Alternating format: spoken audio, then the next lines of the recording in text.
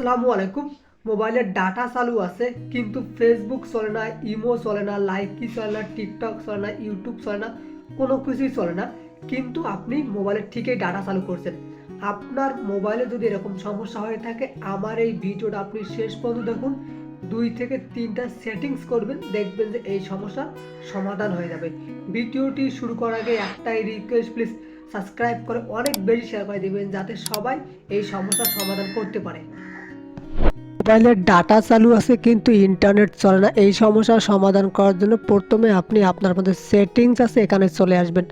আসার পর এখানে দেখেন নেটওয়ার্ক অ্যান্ড ইন্টারনেট নামে একটি অপশন পাবেন, প্রতিটা ফোনেরই থাকবে। এর উপর ক্লিক করবেন। ক্লিক করার পর দেখেন এখন আমার রবি সিমে ডাটা চালু আছে। আপনার যেই সিমে ডাটা চালু থাকবে আপনি ঠিক সেই সিমের উপর একটা ক্লিক করবেন। ক্লিক করার পর একটু নিচের দিকে আসবেন। নিচের দিকে আসার পর এখানে দেখেন প্রিফার্ড নেটওয়ার্ক টাইপ, এর উপর ক্লিক করবেন। ক্লিক করার পর এখানে আপনি দেখবেন যে আপনার 2G অনলি বা 3G 2G কিংবা 4G এটা আছে কিনা।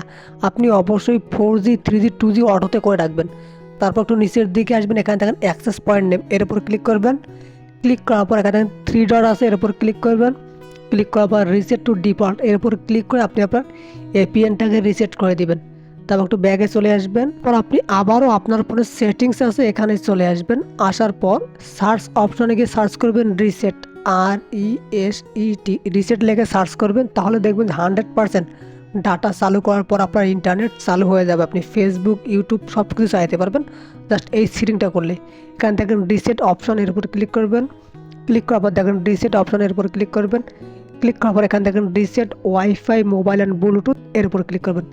ক্লিক করার পর আপনার যে সিমে ডাটা চালু করার পরও ইন্টারনেট চলতেছে না, এখানে দেখেন অ্যারো বাটন আছে, সেই সিমটা আপনি সিলেক্ট করে নেবেন। হতে পারে আপনার বাংলা লিঙ্ক, রবি, গ্রামীণ, এয়ারটেল। তো আমার রবি, এই যে এর উপর ক্লিক করবেন। ক্লিক করার পর আপনাদের স্ক্রিনের পিনটি আছে, পিনটি দিবেন। তারপর জাস্ট আপনি নেটওয়ার্কটাকে একবার রিসেট করে নেবেন।